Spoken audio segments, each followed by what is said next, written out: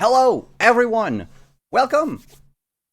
We are starting our foray into Malifaux tonight with our game. Welcome to Malifaux. This is a Through the Breach campaign. I'll explain it real quick, what it is and how it plays in a moment. But before then, I would just like to introduce our players and introduce myself a little bit. I am Simon at Wandering DM. I use he/him pronouns, and I will be the Fate Master for this campaign, which is basically the GM. And I have with me 4 fantastic players.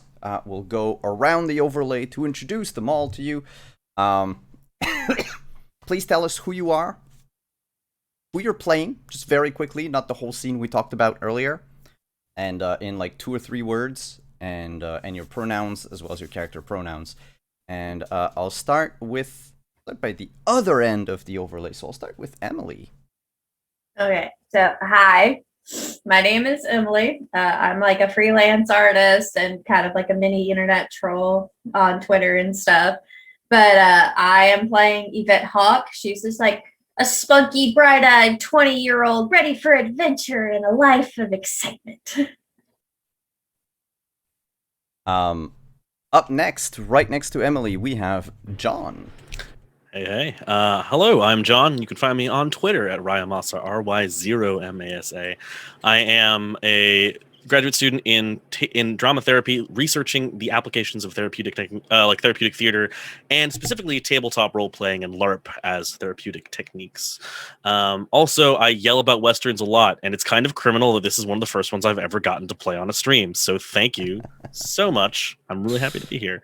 I am playing Adrian Santos, who is a member of the Ortega family, which you might hear about later on, or at least was. Why he doesn't use the name now, you'll just have to wait and see. And on the top row of the overlay, we're going to move again to the far end of the screen to Gabe. Hi, I'm Gabe. Gabe James Games across the internet. I use he/him pronouns. And I am playing a little bit of a trigger-happy fella, calling him Victor Raleigh, actually. Oh, yeah. I'm going to change that. No. Leave it. Okay. Leave what's there. This is on purpose.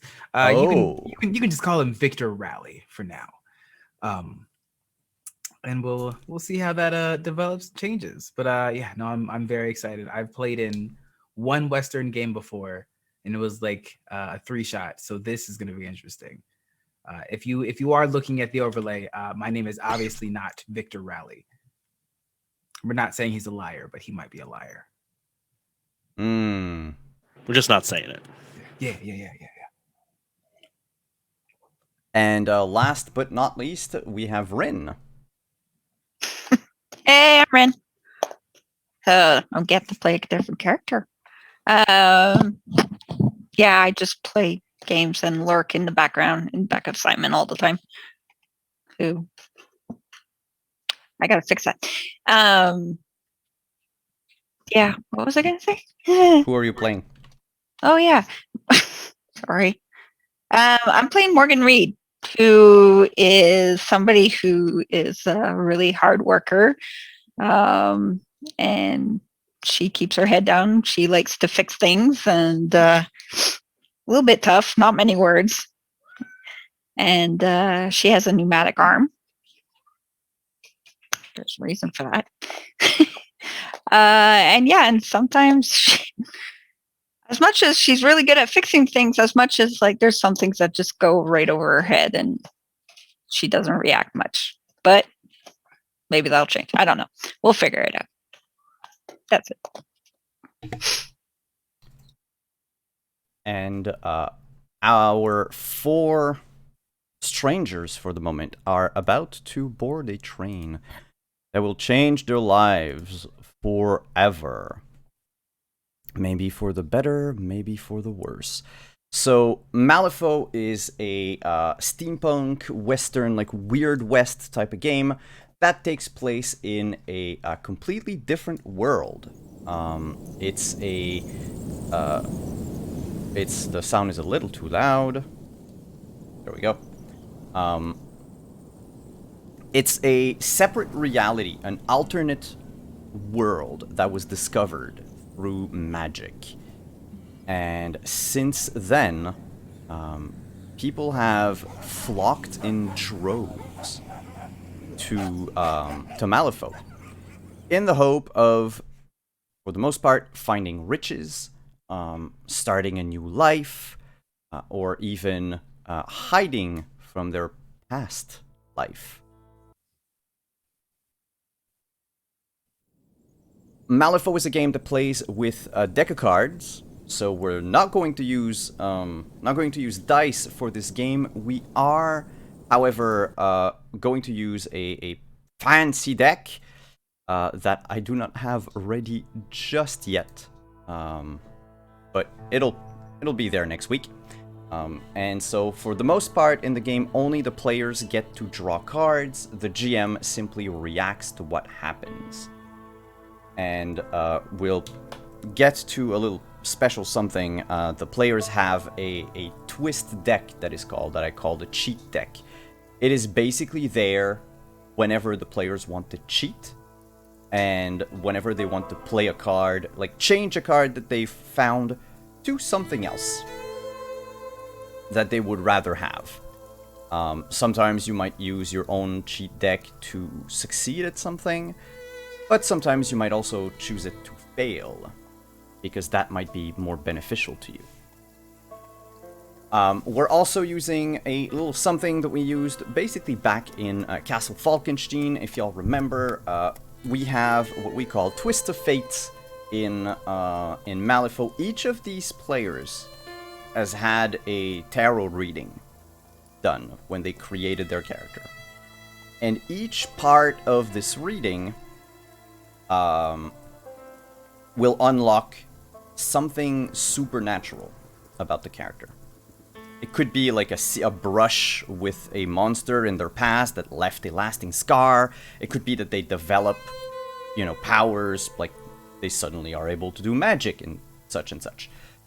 Each of them is personal to the character and will happen basically once at the end of a session, except for the first one. One person, the one whose session is linked to their fate, will get a Twist of Fate. But if you want more, if you want to encourage these players, if you want to basically help the cast, feel free to donate if you want. All the money that is received during the stream, by the way, goes straight back to the players. I get to keep absolutely nothing. So if you want them to have a good time and also to be paid to be here, that is one way to go. That said, there's this immense black train waiting at a station in Santa Fe, New Mexico. And this giant train is covered in these gilded golden runes, mainly around the front of the engine. As you enter the station, or even as you approach the station from afar, you could see the plume of smoke coming out from the train. It has this strange greenish tinge to it. A lot of magical devices in Malifaux are powered by something called soul stones, and this train is not any different. The only place in the universe where you can get soul stone is in Malifaux, through the breach on the other side. And soul stone is so rare that it became basically the new gold. Life on Earth has become rather difficult, with a lot of people leaving, but also a lot of strange creatures and monsters coming out through the breach, and sort of merging both worlds together. Malifaux is a very dangerous place, but one that our strangers are willing to brave. They've all purchased their ticket and that is the reason why y'all were broke when we started the game. A ticket to Malifaux is about 20 scrip. So, 20 scrip is mostly like 2 or 3 years worth of salary. It's expensive. And so you've mostly left your old life behind to go to Malifaux. Our first scene begins as a line of travelers board the train. You have the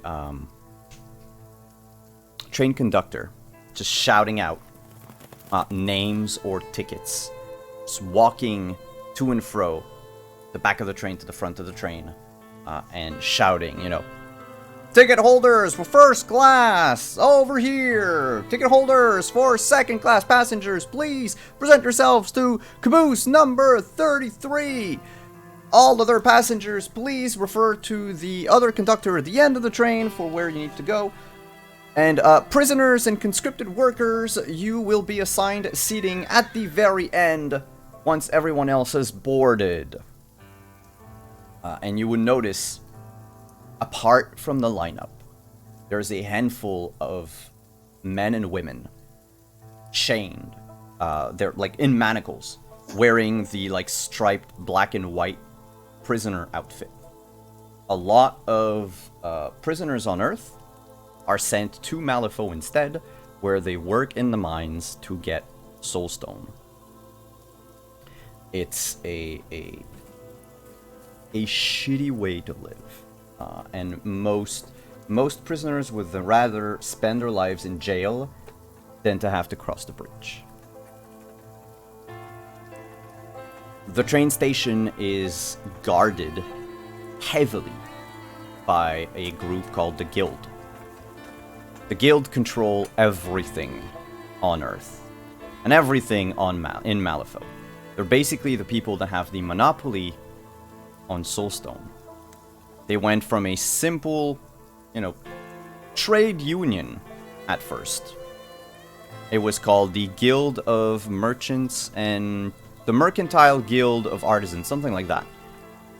But now it's become the tyrannical organization that holds society in their grip. We have 4 very special people boarding the train tonight. They stand out from the crowd, not just because of their manners of dress or what they're carrying, but also because fate has something special in store for them. Who amongst the 4 of you would have been the earliest at the station? Yvette? Mm-hmm. And so, as the camera rests on Yvette for a moment, could you please describe the character? And actually, don't describe her. Go into the scene that we talked about. Do your scene, and then if you need to add details, you can do so after. Okay, so for my scene, we're gonna go back a few days before she gets to the train. It's maybe like 1, 2 in the morning. You can see Yvette just over a really big old oak desk with like just a little bit of a candlelight going on and a whole massive library surrounding her full of old books and parchment, and it smells like wood. And she is very gingerly placing things into a small satchel, just like compasses, maps, anything that she can think of that she would absolutely need, even though she knows she's going somewhere completely different. But who knows? Maybe they might be useful. Maybe she could trade them for money. She has no idea. She's just wanting to leave. So she's like gingerly putting her things into her satchel. She hears like a slight creak from the door behind her, and out comes the family's butler. And he looks at her, just narrows his eyes, and he goes, Mistress, you know that your parents don't want you to do this, right? And she looks back at them, her like short, shaggy hair kind of in her face, and the whip that lash that she does to look back at the door from the startle of the butler just flings it off to the other side. And she goes, I know, but I just have to do this just for me. And he goes, I understand that, but you do know that if you leave, all of this will be gone. You won't be a part of any of this anymore. You're your parents' only child. If you leave, Hawk Publishing is gone. And she looks at him again, closes her satchel, wraps it around her shoulder, and she goes, Mom and Dad aren't that old. They can have another kid. And he just shakes his head with a smirk, and he's like, there's nothing I can do to stop you, is there? And she, with the biggest smile on her face, is just like, of course there's not. I've told you that I've wanted to do this for weeks. And Mom and Dad just brushed me off, saying like, oh, that if you leave, then you're just gonna fall in a hole somewhere and die. You're not gonna get 2 feet into Malifaux. And I want to prove them wrong. I'm gonna be in the books, not make the books. And she like realizes that she's getting a little too loud, so she kind of quiets herself. She's like, sorry, I know it's late, but I've already bought the ticket. I have to go. And he's like, you do realize that the train doesn't leave for a couple days, right? Like, you got a couple days before you can leave. Like, you don't have to leave now. She's like, yes, I do. I have to learn how to brave the elements. I don't know anything. You see her just like with a little bit of tears, just scooch past him, just scuttling her little feet, like, I'll show you all. And that's it. And now that you've braved the elements, Yvette, how different are you in, your looks from before you left? Like, what's changed? Not that much, to be honest. Like, she's wearing like a long tannish skirt that like just right before the ankles. It's like a little torn up, a little dusty, but so it's like the rest of her. Like her little blouse is a little dusty too. She's got like this giant sun hat on her back that's like tied by a piece of string. And she's still clutching that satchel because she's still like a little bit grumpy about the fact that nobody believes in her, but at the same time, she's very excited. She almost looks like she's vibrating. And you were among the first passengers to reach the station. She's probably been camping there a couple days. You hand your ticket to the conductor, who just takes a cursory glance at it. Of course, it's a third-class ticket because no one can afford really first-class tickets. The first-class caboose is mostly empty 90% of the time. He motions you to one of the wagons, asks you if you have any baggage that you might want to put in the baggage compartment, or... Nah, she just shakes her head. It's like, nah, I just got this. I'm good. All right, well, tips his hat. You have a good trip. You too. And she scurries inside. As you scurry inside, the camera pans out into the station. Show another arrival. Who would be the second one to come in? I'm gonna say me actually. And before arriving, you would see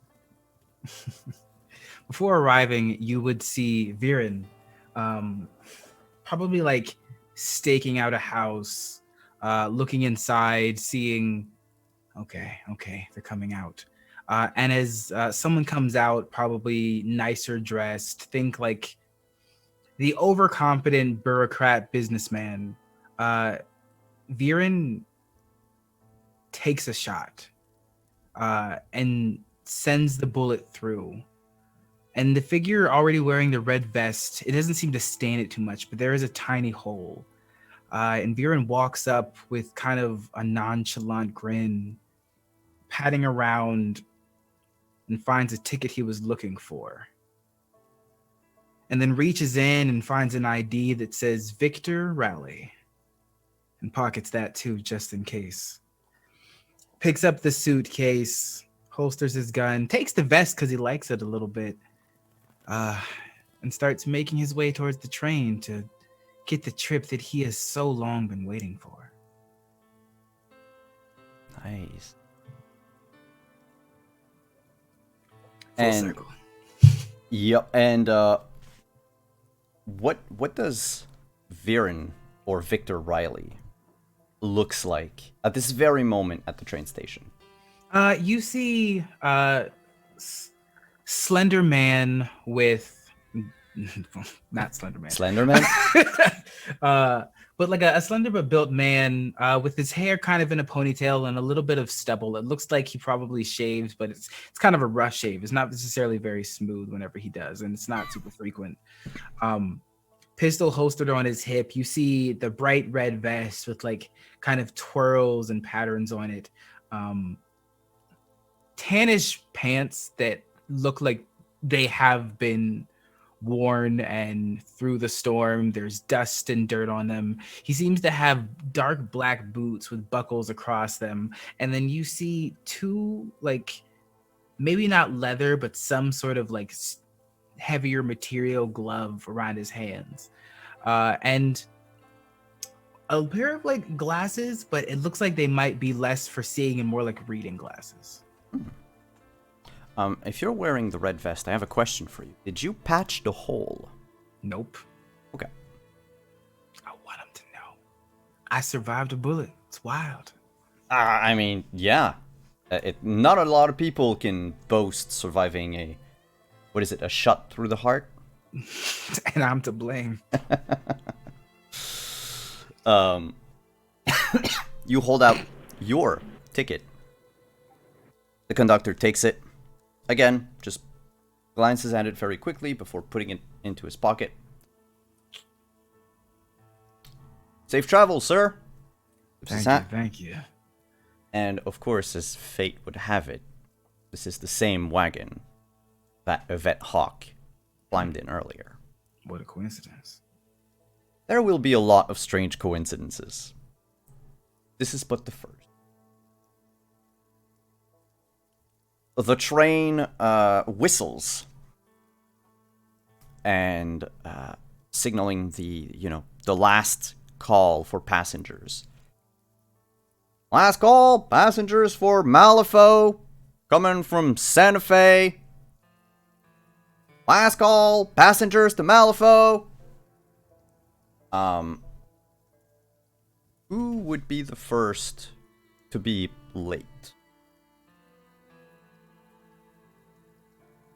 Do you want to go or? I have the feeling, like I've been sitting here thinking about it, I think Adrian is the kind of, oh shit, hold up, wait for me, like who was like clearly running up to the train right as it's about to start going. So you can take it if you'd like. Okay. All right. So you see fairly tall, fairly well built girl just standing there smoking, staring at the train, and we'll go back maybe a week ago, and you see her, she's bent over a machine working. She's covered in grease and oil and whatever other stuff she has. She wiped on her pants or on her shirt, and she has a lit cigarette in her mouth anyway, and she's smoking even though she's like near really flammable stuff. and she's just grinding away, working at the machine, trying to get it working again for the 4th time that week. And yeah, she just has her head down, and usually she's usually alone in the garage where she's working, but every now and again a guy comes in, will dump a plate of food beside her and tell her to eat, or bring her some water or whiskey, which is what she usually likes to drink. And she's working hard, and then this person comes over and starts talking to her, and she finally looks up from the machine because she likes to ignore people, and she looks at him and she's like, I don't know why you're here again, but if it's that important, I guess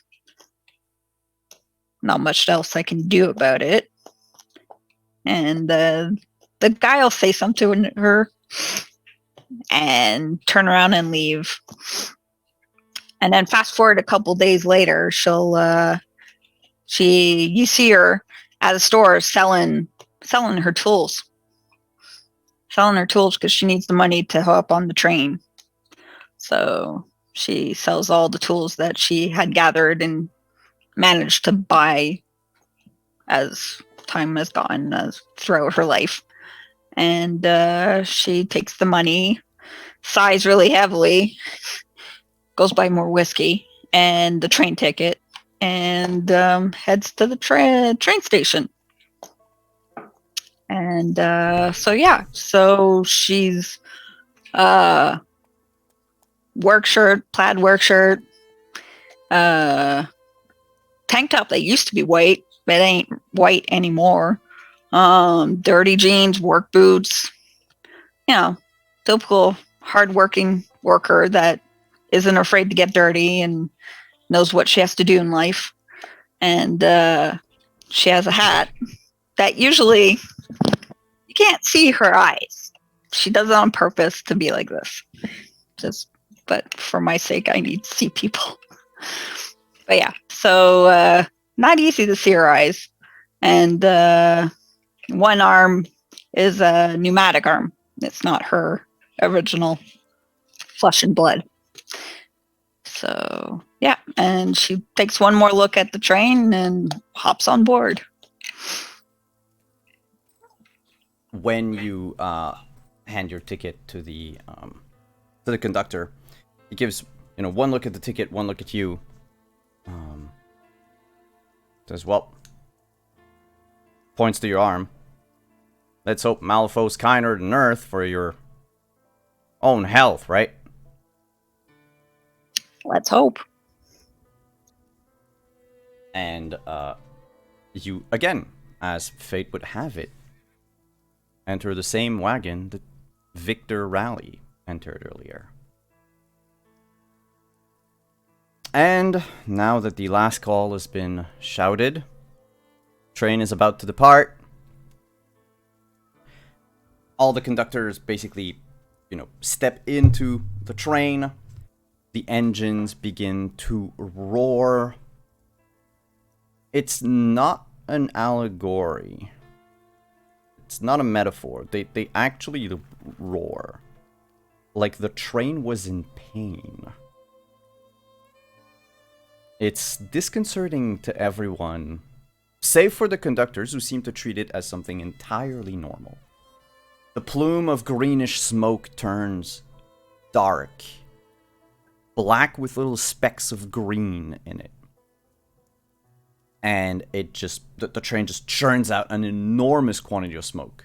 It's burning, an entire bonfire inside. And you hear the pistons begin to hiss. And the soft of the engine starting. There's one last person who didn't make it in time. Well, almost didn't make it in time. Yeah, and as the train roars, there's a shout and a commotion from one end of the platform as someone, like a figure, kind of comes around the corner at full speed, all like kind of shoulder checks a wall to keep their balance and starts running, followed by a group of extremely angry looking folk, who are all sort of waving sticks and like what looks like a broken bottle. And from over his shoulder, Adrian kind of yells, "Look, I understand you're angry that I cleaned you all out, but it was a fair game, I promise," and is running straight for the train the entire time this is happening. And as as he runs, the crowd starts to catch up. He's still running, and eventually gets to the point where he's made it just close enough to the train that he has a split second for a moment. Can make it to the train fairly safely, but still has this large group of folks bearing down on him. And then as he does, he sort of stops and turns and reaches to his hip and goes for a gun, and it's beautiful. It's like a beautifully engraved, clearly some sort of custom piece that's been worked on by a gunsmith outside of just the standard work. It's tuned. It's got a gorgeous finish. And it's engraved in a way that really knows someone spent a lot of money on this gun. And he turns, pulls it out of the holster in one smooth motion. It's not fast per se, but it's clean.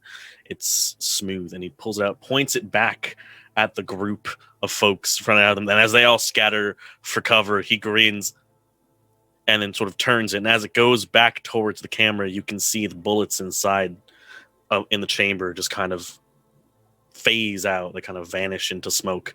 Holsters it again, jumps into the train, gives them a jaunty little wave as it pulls out of the station, with everyone suddenly realizing they've been duped by an empty gun. And Adrian he's breathing hard, but he's broken a bit of a sweat, but he looks like he's doing okay. Is wearing clothes that look like once upon a time they might have been worth some money, but have clearly been through the dust and the dirt since. But he's clearly got an image to maintain, so they're taken care of now. There's some bare threads here and there, but for the most part, it's well put together. Just out of curiosity, and this is for me out of game. Sure. The thing that you talked about 2 weeks ago that you were carrying. Yeah. We will. Yeah. I don't think I'm going to do that right at the start. That seems like I think it seems like something to develop over time, and I wanted to talk to you about that later because it didn't make sense to start with it. Well, that's yeah. I figured if you were running away from people, you probably didn't have something heavy strapped to your back. I think that's going to be that's going to be a future thing. I'm actually not sure if we're going to go down that route because the more I read it, the more I realize it's good for a character who's been in Malifaux for a while or is in Malifaux currently. And I think I'll talk to you later about that for sure. No problem. So Adrian grabs a hold of the side of the wagon, jumps in. Last second, as fate would have it, the conductor is gone. You push open the door. Inside the wagon, it is cramped. It looks more like almost like a public train, like that we would have in our days, right? So you don't have like closed cabins or anything of the sort. It's just seating, all arranged in L's. So basically, like a two-person bench on against each wall, and then a two-person bench that does like an L shape, and then you have the same thing over and over. So it makes like almost like little check marks in benches, seating normally up to 3 adults and a child, but for the most part, people are sitting down with with whatever they have, like whatever possession they have next to them, to avoid having strangers sitting right next to them. On a train ride, that takes an awful while. you feel the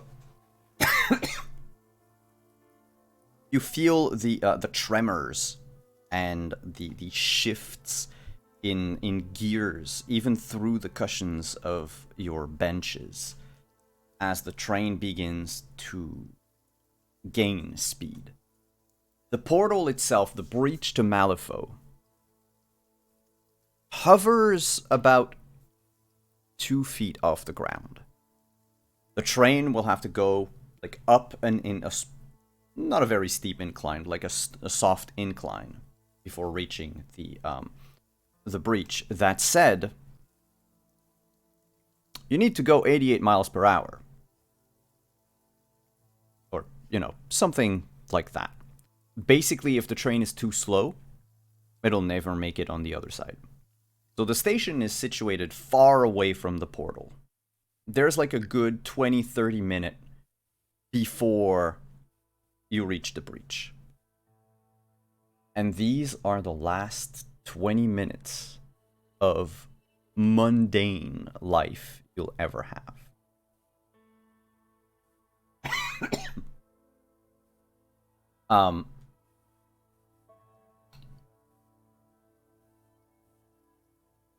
The train leaves the station behind, picks up speed. You can hear the wind whistling through, like, the basically holes on the side of the wagons.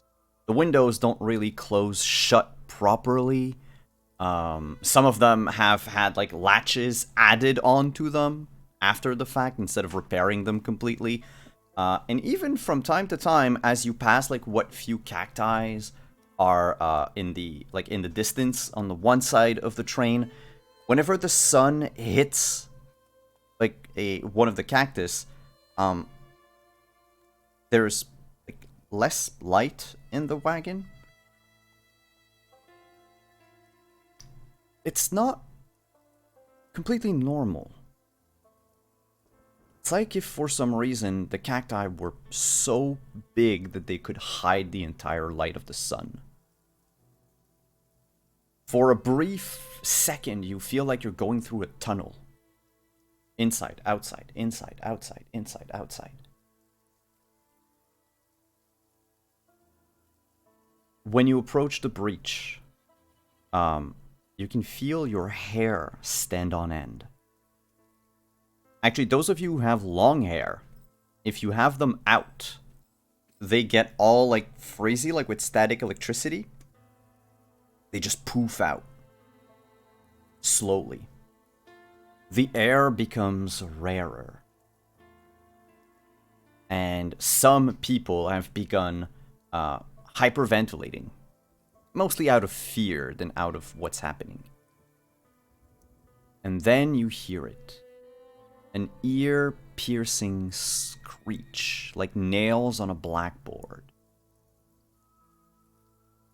It seems to last just a fraction of a second, but it rings inside your mind for 20, 30, 45 minutes. You don't feel the train under you anymore. You don't feel the tracks. You can still feel the hum of the engine, but none of the tremors that you felt earlier. It's like you were floating. And a conductor enters the wagon and immediately says, "Shut all the windows!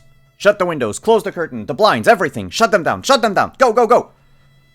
And like some passengers just are completely taken aback by this. And the conductor would just rush to them and close like these shutters over the windows, one by one. For a moment you see some of the first windows in the wagon do not show Earth or the sun. It's just this blue-green light that comes out of nowhere. You have a window next to each of you. My question is thus, who shuts their windows? I do. you close the shutters before the conductor has time to get to you. When he passes by you, he just nods and whispers like, hey, thank you, thank you. And he keeps going quickly. You hear him when he gets to the other wagon repeat the same thing. You know, shut the windows down, shut the windows down. And then the sound of glass breaking and a man screaming for his life. No! And just is taken like a plane that decompressurizes. Is that a word? Yeah. I think so. Anyway, he's basically sucked out of the train. People begin panicking in the other wagon. The conductor screams over them to shut down everything. And the train begins to veer on one side. About like 35 degrees. It looks like it's spinning. The green-blue light turns to brilliant silver. And then nothing. No sound, no light. Just darkness and silence.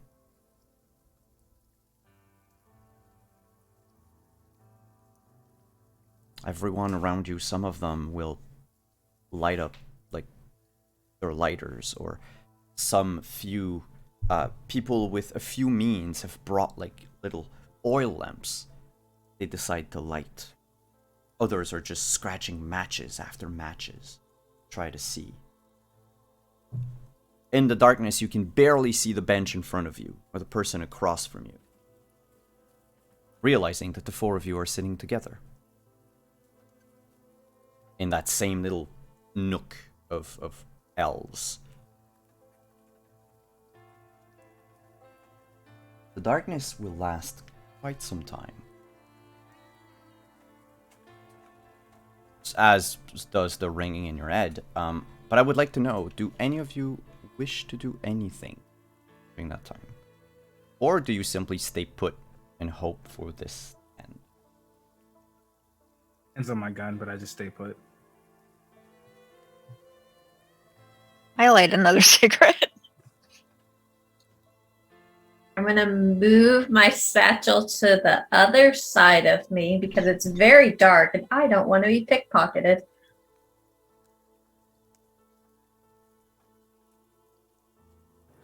I think I think Adrian sees Victor like put a hand on his gun and just kind of like nods across, and then sort of keeps the lit cigarette in his periphery, because that's like the only one of the only lights nearby. But otherwise, just, well, that wasn't written in the little brochure they handed out, was it? Not at all.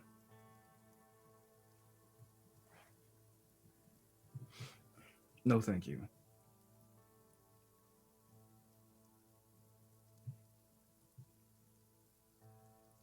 The shape of the conductor comes back. I want to say I love how eerily quiet it was between all of us. Like, it was just, I don't know, it just felt right. It's, yeah, dead air actually is in game right now. The conductor seems to come back. Only the few of you with the light of Morgan's cigarette notice that he's not walking so much as he's drifting across the floor. Sus. Where his pants used to be is just this faded green flame from which the top of his torso and the top of his body emerges. And he turns to look at everyone very slowly. In fact, it's not so much that he turns his head, so much so that his neck, the entire neck itself, sort of moves out of where it's supposed to be and snakes towards you. Like, the head doesn't turn, it's like the base of the neck. Oh. No, not a fan. His face is still human, though it is sallow. And his sunken eyes are completely black, with just this little bead. Yay, thank you. These little like green beads inside. And he says in a very sorrowful voice, I really hope you're gonna make it. And walks away. Well, drifts away. That is terrible customer service. 0 star on Yelp. What the hell was that? Do you think he was? Do you think that he was the one that was screaming in the other carriage? I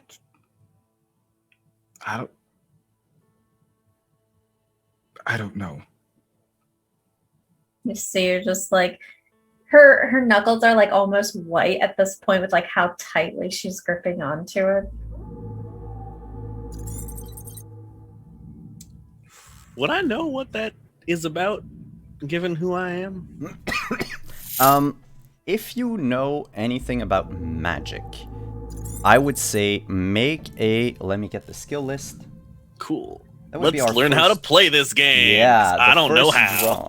So you don't have your twist deck just yet. You're gonna get it Okay. once we get into Malifaux. But in this case, I believe we would go with 2 seconds. My PDF is slow. Mm-hmm. Maybe an academic check. Okay. Cool. Either sorcery, necromancy, or history. Okay. So in Malifaux, the way it works is you draw your card. So the top card of the fate deck. Just use the regular The blue deck deck that for we now? have. The blue deck that we have, yeah. Alrighty. And you draw the first card, you play it. Normally, that's when you would, decide if you want to use your twist deck to change this card or not.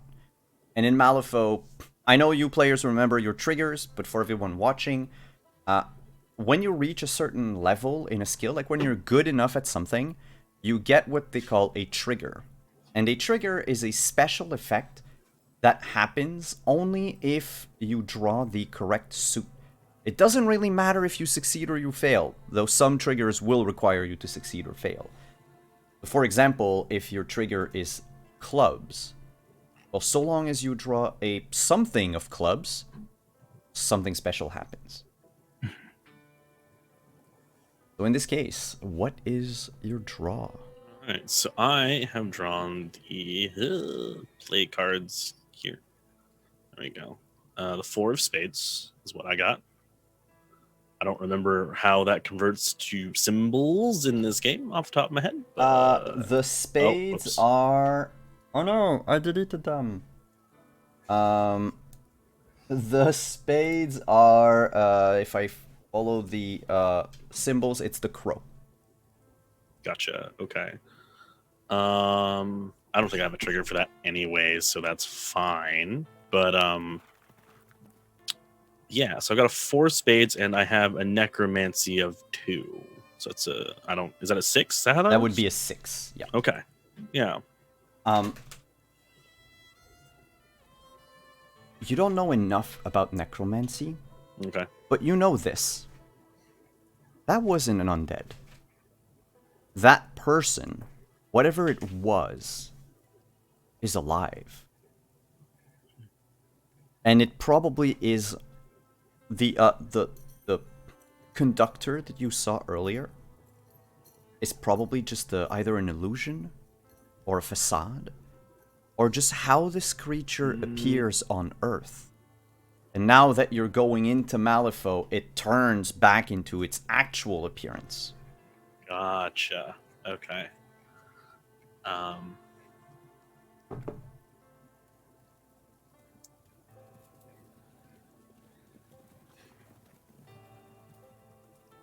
So I think when the conductor says that and then sort of drifts on by, when Victor's like, "That's terrible customer service," I think Adrian goes, "I don't know. I think he seems a lot. It seems like he's bringing a lot more levity to the job now. You know." No, I don't. No, all right, no, didn't get that. Never mind. It was a. Are you making jokes? Yes, yeah, it was a joke. Never mind. Oh, is this a coping mechanism? No, I just thought it was funny because he's floating now. He had glowing red eyes, green eyes.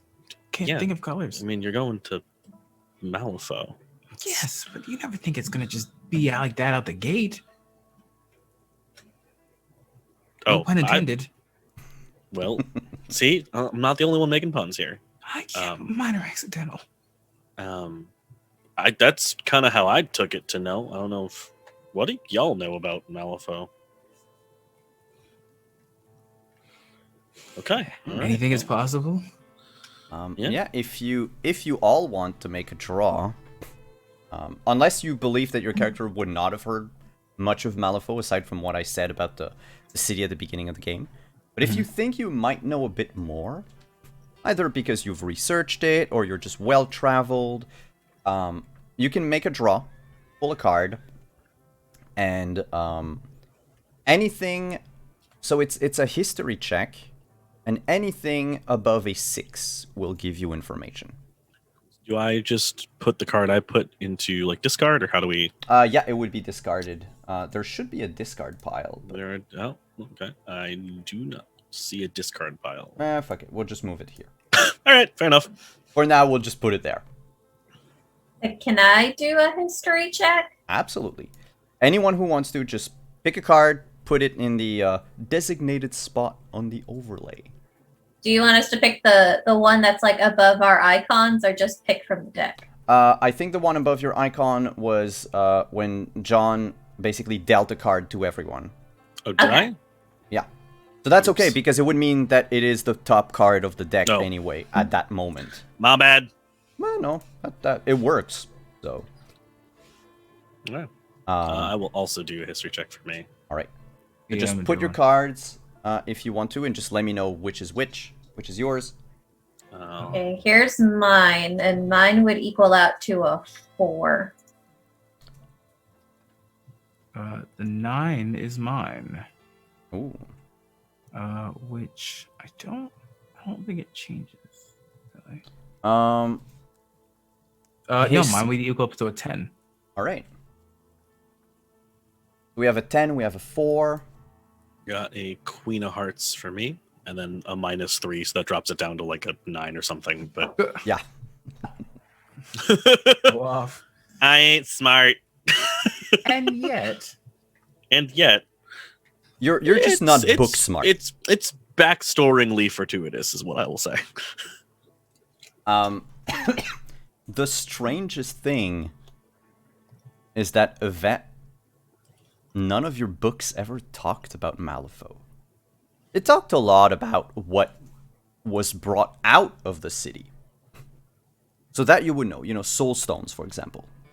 They started appearing in the early 19th century, and it was discovered that these stones can be broken down into powder, if need be. But the stone is basically this almost like radioactive power source. It doesn't threaten the health of anyone touching them. Though a lot of people have heard strange voices when they were in close proximity to the Soulstone for a long time. Which now you notice, because I forgot to mention it earlier. When you look at the woman sitting across from you, she has a pneumatic arm, one made out of brass and copper with pistons and cogs because it's steampunk. But where her shoulder is, like where you would have a bolt that connects it to her shoulder, there's this tiny green soulstone. Because everything that, could not exist in our world out of game is something powered with soulstone in that world. Or I should say anything that didn't exist on Earth in 1900, like 1897 to 1901. These are possible in Malifaux, but it's like powered. It's automatically powered by Soulstone. So she has one. And you also know that Soulstone is so rare that the only way to acquire them is to like register yourself with the guild.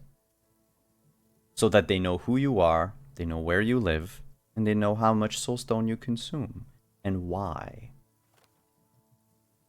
Hers seems to be for medical reason. But for example, there used to be a fad on Earth of like Soulstone jewelry. That doesn't exist anymore.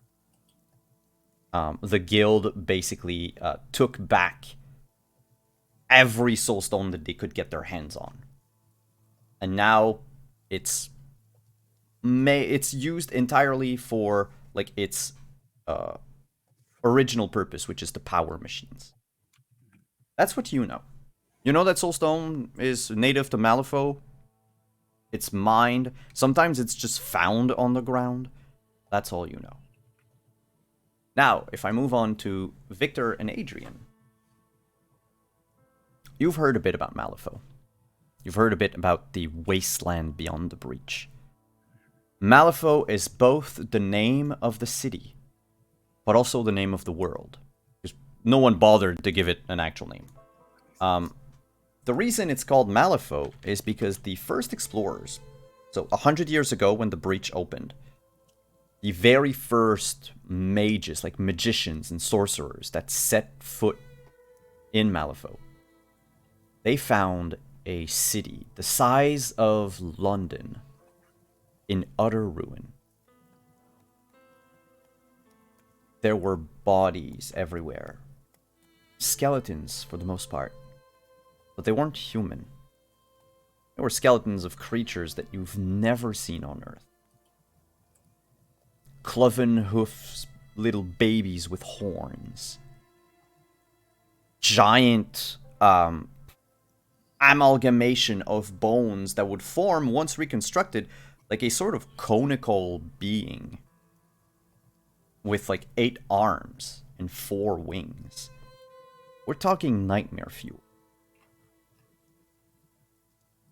The only thing that was left that they could make sense of was the giant sign at the entrance of the city that just said Malifaux.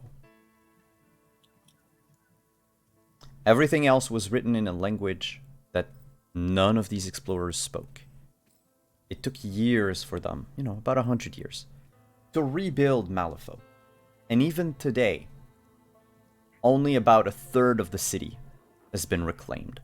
Used to be a little bit more, but there was a plague that happened, like a cholera outbreak, that forced the closure of certain districts. Because those that would die from the disease would then wake up the next day as undead. As flesh-craving undead. That would also incidentally spread the disease further. So they shut these places down. Malifaux is a bleak world in the sense that the sun doesn't shine that much. It's like everything was perpetually overcast. But otherwise, the temperature is similar to, I'll say, maybe Central America. So it's warmer than what you would find in the United States at the time. But also, there are extremes of temperatures north of Malifaux, like a few... The train ride, I think, is like 6 hours north of Malifaux. You get to a place that would be sort of like the mountains of Colorado. Except the change in temperature, in weather, is like almost instantaneous. It's like in an MMO where you change from one map to the next. The snow stops somewhere. It's not a perfect line, but you can kind of see it from a distance. How the temperature changes drastically. You also know that there are 2... let's call them native species to Malifaux. The Gremlins and the Neverborn. The gremlins are just short, green people. You would call them goblins, probably. Once they saw humans for the first time, they became infatuated with humanity. They do not understand a lot of what humanity is, but they like what they see. They like to dress like human. They like to speak like humans. They like to possess things that humans have, but they don't really know how to use them. And they don't really have the mannerism or the culture that goes with it. They are, for the most part, the least harmful people you can meet in Malifaux.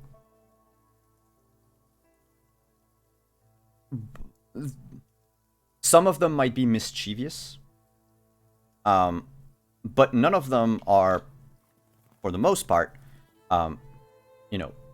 antagonistic to people coming into Malifaux. Whereas the Neverborn, we call them the Neverborn because they just appear out of thin air. They're pretty much what we on Earth would have linked to all the monsters in our folklore. They exist. They're there. And the thing is let's say you meet one. Let's say it's a demon. You kill him. He might reappear 20 years later. It is the exact same person. With all the memories and everything. It's not so much as a race like in a game term, as it's like a group of strange individuals that refuse to die. They are neither alive nor dead, and they are eternal. And they don't want people in Malifaux. They don't like anything or anyone but their own selfish person. Each of them wants to have their little domain and live there. And for the most part, both Victor and Adrian, you would know that, the city of Malifaux has been purged of all the Neverborns. The Neverborns are creatures you would encounter outside of the walls of the city. There are some in the city, and there are some, just like with every culture, every society, that aren't selfish, aren't antagonistic, aren't adversarial to humanity. But it's, for the most part, it's most people will say, don't assume that they might be friendly. Assume the worst first. Because more often than not, that's what's going to happen. And then the worst inhabitant in Malifaux are humans. The magical plague outbreak was because of humans. The fact that some districts are entirely closed off to people is because some humans decided to experiment with soulstone weaponry. And the streets of that district are just choked full of poisonous gases. There's a reason most of the Neverborn do not want humans in Malifaux. And one of the reasons seems to be that humans are actively destroying this other world, or the soulstone it possesses.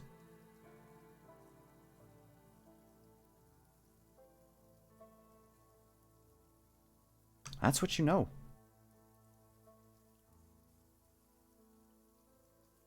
You also know that sometimes the train doesn't reach Malifaux. It drifts eternally in the worlds between.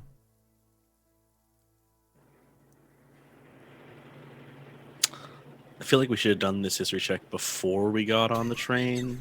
It is a Just saying. risk. It That's is a horrifying. risk. That whole thing was terrifying. I was like, oh, it's gonna be a little bit of like side note lore. And the more you said, I'm like, oh, this is bad. Oh yeah. Like it's one of the main reason people go there is either to learn about magic, because magic comes from Malifaux. So a lot of people believe that they can become all powerful or they can become immortal. Most will go to Malifaux because they hope to stake a claim on like a source of soulstone and strike it rich.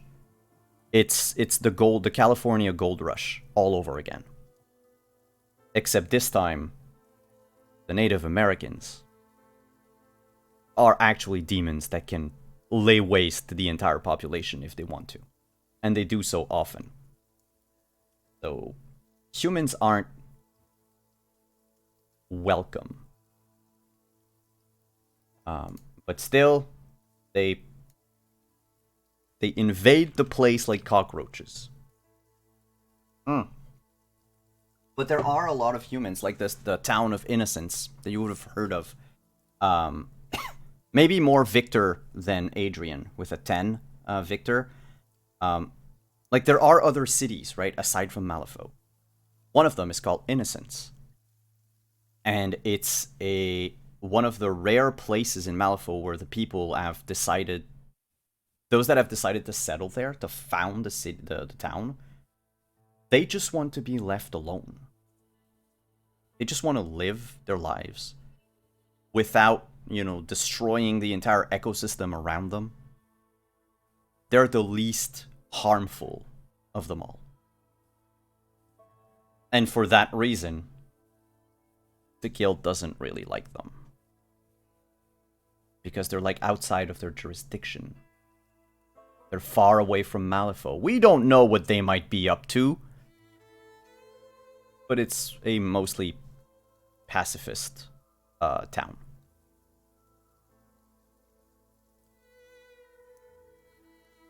And in the silence and the darkness of the train, this is what your memories bring forth.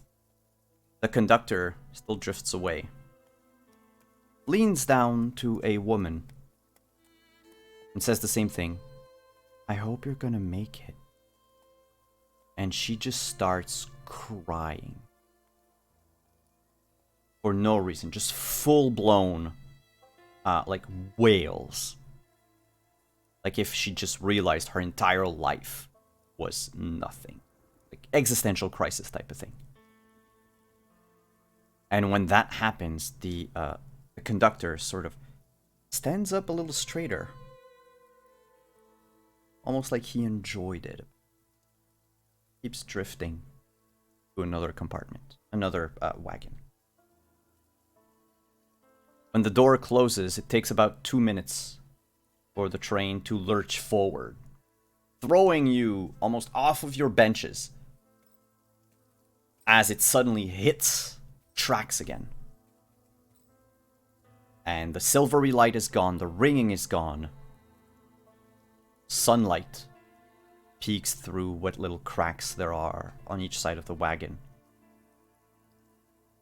Some passengers tentatively open up their shutters to see, and then with a sigh of relief, just lift them completely. Whereas you were in the sands of Santa Fe in New Mexico earlier, now the sand is a little bit grayer. But otherwise, it's the same, almost like the same ecosystem. Cacti, they look a little off. It's very much like Uncanny Valley type of thing. But otherwise, it seems like everything is normal. We've got 2 Twist of Fates that were just given. Thank you very much. That's why he said ooh like that. Yes. Oh no. So Yes. we'll get to Yay, it. that's We'll never a get good to it sound. in a moment. Because the train will stop Damn it, at a Chris. station. No, the train stops because it reached its destination. Comes to a stop slowly, like all trains should. And you hear a voice shout out, I need my notes, 2 seconds. Edge Point Station! Edge Point Station, those who need to disembark at Edge Point. You got an hour. Chop chop. And that's repeated wagon after wagon. You have a few minutes if you want to hop off the train, stretch, and maybe take a gander around. But otherwise, just from the windows, you can see Edge Point Station is this tiny... It's not even a full-blown train station. It's mostly like just a quay, right? With a ticketing booth and like a parking lot for carriages and horses. You have hitching posts. You have a few trough, and that's it. It's in the middle of nowhere. The only thing of note is this giant oak tree with no leaves, upon which is hung a person.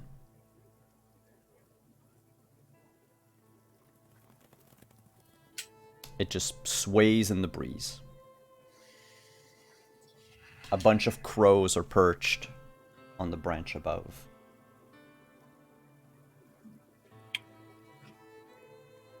And you feel when you look at this body, if you look at this body, that he has a, it's a, you would know he's at least male looking, because he's shirtless and his head is covered by a bag.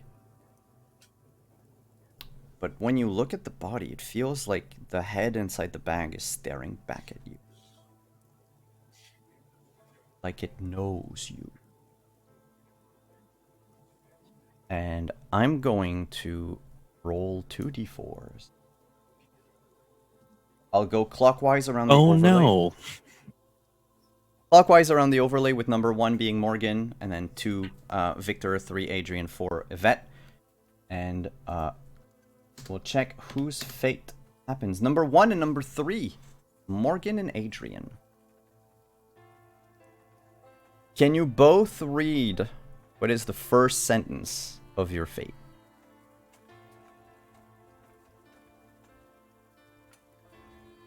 Okay. The first one? Yeah, it's just the first one. Okay. Once the first has been last and the last has been first. So we start with this. What do you think, and I mean, that new power or new talent you're gonna get, we'll probably have it happen next week. So you have a bit of time to think about it. But what does that represent for your character? What is it that would link this phrase to either your past, your future, or your capabilities? And I'll ask the same thing of Adrian.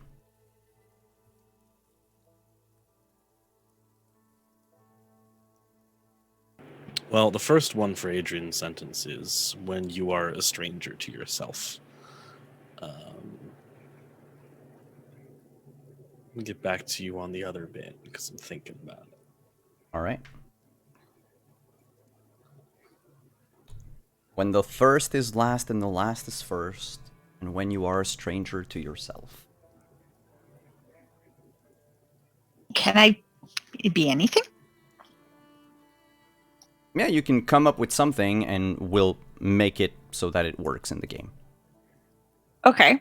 So Morgan's the last of her family, but she is the first to go to Malifaux.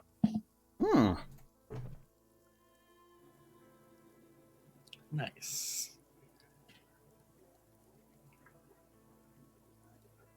Do you disembark for a moment?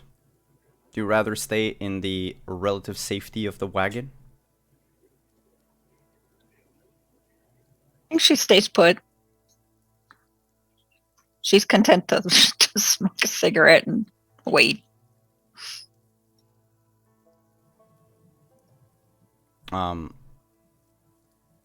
Everybody else? Because otherwise I'll move the clock forward to when you finally get to Malifaux. Yeah, I think Adrian probably takes a minute to, like, you know, sort of like step out onto where the carriages meet. for because I think Morgan has, I think, if I remember correctly, been smoking the entire time. Yep. And is just taking the opportunity to breathe in air that doesn't have Angry Murder Death Tunnel attached to it. Yeah, and I think the thing for when you're a stranger to yourself is Adrian's been using a different name than his own for a long time. So I think he's now he's right at the point where I think he's starting to forget where he came from. You're now the lie that you spun for so long. Yeah. Which means we're going to break that lie later. Which is kind of fun to have because you're about to break away from the lie, and yet here's Victor, who came to Malifaux on the lie. Yeah. Yeah. That's me. Uncomfortable giggles around everyone. By the way, the air in Malifaux reminds you of home. Smells of horses, of dry sand.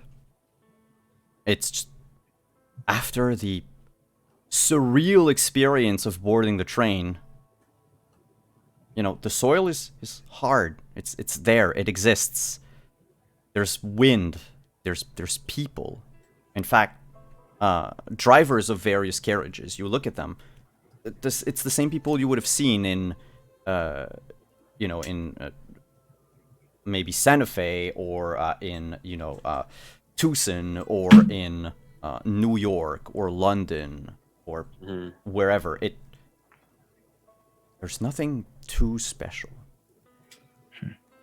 And where there were a lot of guild presence on Earth and on Santa Fe, Edgepoint doesn't seem to have anyone armed.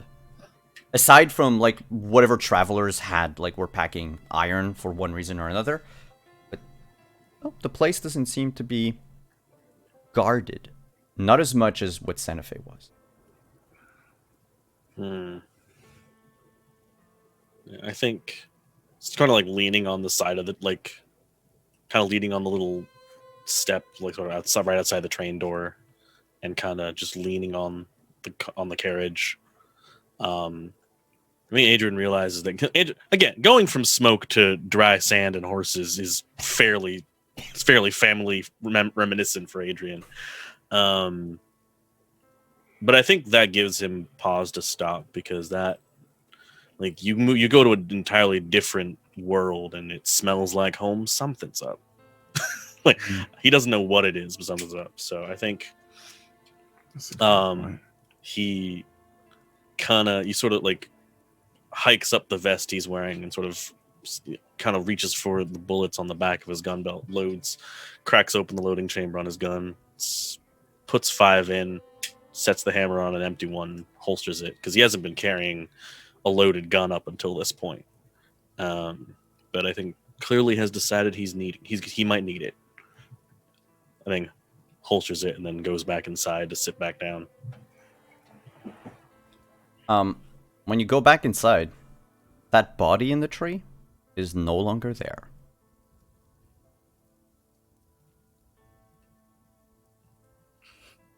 And neither are the crows, actually. Even for people inside, for Morgan, Victor, and Yvette, if you've, stared at the body, the moment you break eye contact, it's gone the next moment. Adrian gives the tree a dirty look and draws the curtain. The train leaves Edgepoint Station, reaches Malifaux in about an hour. And now when you get to Malifaux Station, you hear the familiar hub of a train station. The voices, the chatter, the noises of hooves on cobblestone, of carriage wheels carrying people around, of family members reuniting after God knows how long. It feels nice. Everyone gets off the train one by one. And set foot in Malifaux Station. It's a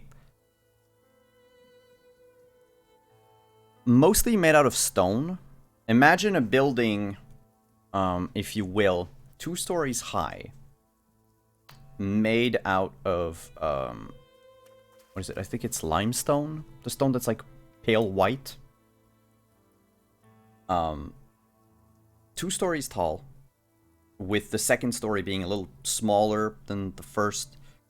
On the rooftops are several sort of mechanical contraptions. Birds, if you will.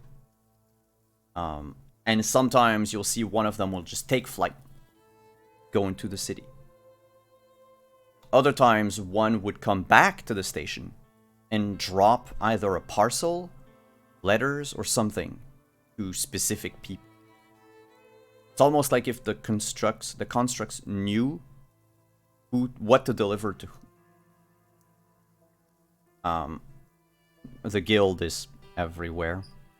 You would see most of them dressed in the brown long coat with the symbol of the bleeding ram worn as a badge, like as a sheriff badge. Armed to the teeth with rifles, pistols, swords. And there's even one person, a younger individual, probably early 20s, who's walking around this giant mech contraption. A big suit that makes this person look like they were about 12 feet tall. And they just patrol the entire place. You hear the as the feet lift up and fall down. There's a few people that look stunned at what this is. Others just treat it as background noise. There's a stand nearby with the Malifaux Star, which is the daily newspaper of Malifaux. Next to it is a young urchin with a cap, dirty clothes, just with a holding a mug out, clanging what few coins are in it, and shouting the traditional "Extra, extra! Malifaux Star, get your copy here! Welcome to Malifaux, people! I can be your guide for a modest fee!" And he shakes the mug, and most people just ignore him. The conductors come out of the train. Your conductor is not there. Creepy dude? Nowhere to be seen. And all of the other conductors are all human.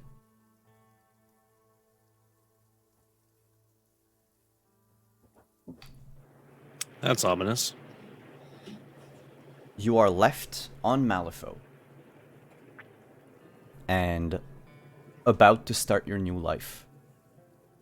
And that's where we're going to end tonight. Yo, this place is bad. My character's gonna die. I've been like taking side notes about like, so I've been taking notes based on the 5 senses, and I was looking back. I'm like, none of these have been positive sensations. Nothing about this has been good. I was gonna ask, what does the air taste like? And then I'm like, Gabe, I don't actually want to know. It doesn't taste anything special. There's no like taste in the air. That's almost worse. Once you get into the shit's city, too normal. Stop that. When you get into the city, you will, especially if Victor has lived in like New York or London or Paris, like one of the major cities at the edge, the onset of the Industrial Revolution. Yeah, you're gonna smell and taste like coal, like charcoal on your tongue. But otherwise, Smog. yeah, it's smoggy everywhere. My goal was to make sure that you understood that Malifaux was an alien world. I hope I did my job right. Oh yeah. Oh yeah. But hey, it's your new home. You know what? Make do with what you have. Seen worse. So this was our introduction to Malifaux. We started a bit late because I had, I completely didn't look at the time earlier. But normally our show will be from 8 to 10 on Wednesdays, and we might move it to a little later or extend the sessions after the midpoint of the season. We'll see. But normally 8 p.m. Eastern here, and yeah, we'll have some more horror adventure for you. It's not always going to be spooky and gloomy, but I can't promise that it will never be spooky and gloomy. That said, thank you so much for the Twist of Fates. They will be reflected on the overlay starting next week, because I didn't have my stuff ready for that. And both John and Rin, I'll ask you next week to like tell people what it is that you've chosen, what new thing occurred through this. And of course, there will be a each episode from now on will always focus, like I told you during session 0, each session focuses a little bit more on one character than another, and we'll rotate around it. I'll roll it completely randomly, but players, I will put in our group chat like the order, so that you know already. And if something happens and you can't make it or whatever, we'll swap 2 of them, so that you don't miss out the one episode where like you're under the spotlight. That said, I would like to go around the table. If you have anything to shout out, players, anywhere that you will be, that we can find you on the regular, what you're doing in your life, if you have any projects you want to shout out, now is the time. We'll do same order as we did the introduction, so we will start with Emily. Well, hi again. As I said at the beginning, I am a freelance artist. I do commissions. They're closed at the moment because I got 2 that I gotta finish up, but once they're open again, I have an entire sheet that you can fill out. I have like a anime-ish style with a little bit of like cartoony kind of spread in there. So if you're looking for someone to do some artwork for you, just send me a message and I'm more than happy to draw it for you. You can either message me on my Twitter or my Instagram. They're both 0March0. Thank you for coming. John, where can we find you? Nothing really super regular right now. Malifaux is my only regular game, but tomorrow, as the exception to that rule, over on Asians Represent, we're doing a charity one-shot with what I can best describe as magical anime boy band. So if that's a thing that strikes your interest, check it on over on the Asians Rep channel. We are donating money for the Asian Mental Health Collective this tomorrow, what day is it? I don't remember. Tomorrow, Thursday, and that starts at 8 p.m. EDT. So looking forward to that one. We've got all of us used like PyCrew to generate our characters' images. So, maximum weeb energy tomorrow. Out of curiosity, what was the system you're using? We're using Valor. It's an anime system made by one of the members of the Asians Rep community. So we're cool. Playing that one. Yeah. I would love to take a look at it. Because I'll talk about that after. Gabe, where can we find you? You can find me across the internet, mainly on Twitter at Gabe James Games. This Saturday, I am running a charity one-shot for a bunch of members of the Critical Role group, running it for Danny Carr, Brian Foster, Serena Marie, and Tanya DePaz is joining us as well to raise some money for the CR Foundation. I'm going to be doing that on my channel. I'm very excited. They are all playing Blood Hunters, so it can only go normally well. Mm-hmm. The more I think about it, the more I'm like, what did I do to myself? It's going to be so edgy, and it's just, yep. It's a Van Helsing. You made a Van Helsing movie. Yep. One shot is what you did. Yeah. Yes, I did. It's good. You need to introduce the bumbling priest as the sidekick. I don't know if you've seen Van Helsing. I have. I'm making notes. Somebody else talk. Anyway, well, Rin, you're up. Hey, Rin. Oh yeah, Twitter at Heaven's Night, and oh, that was weird. What was I gonna say? Oh yeah, Cyberpunk on Friday, because I'm lost in my days. I was thought it was tomorrow. Yeah, Cyberpunk. Come. We're finally playing again, and I'm gonna play Trigger Happy Jinx, and otherwise, I am gonna probably write some fan fiction for this character. So just give me a bit. It'll take a couple of days. But it is coming, and I will be posting that on my fan fiction. Well, I'm calling it a fan fiction website. That's what it is. So I have fan fiction with Jinx if you want to check that out. And yeah, so soon Morgan will be on there too. So yeah, just hold on, wait for that, and it's coming. Awesome. And you can find me tomorrow night here for Sentinels of the Multiverse, our superhero campaign, as the players are now coming to term with the fact that they are heroes, and stuff's happening in the world, and they're the only people that can save it. Or almost. And of course we have the trading card game that goes along with this game. And so far we have, I know from last week, I need to put chat in danger once more this week, as chat loves to be rescued by the players. And we've also unlocked 2 of the special issue number 0 one-shots for 2 of the players. So we also have 2 more characters whose origin stories we'll probably unlock. At this rate, we will unlock them. And exactly like tonight, basically all the donations for that go straight to the players, because I want to be able to pay my friends for taking the time off their busy schedule to be here with me. And if I could, I would do it out of my own pockets, but unfortunately, I can't at the moment. So that said, thank you so much everyone for coming. I'll see you tomorrow night, and we will see you in Malifaux next week for some more spoops. And you know what? I think we can go and raid someone. Let me check who's up right now.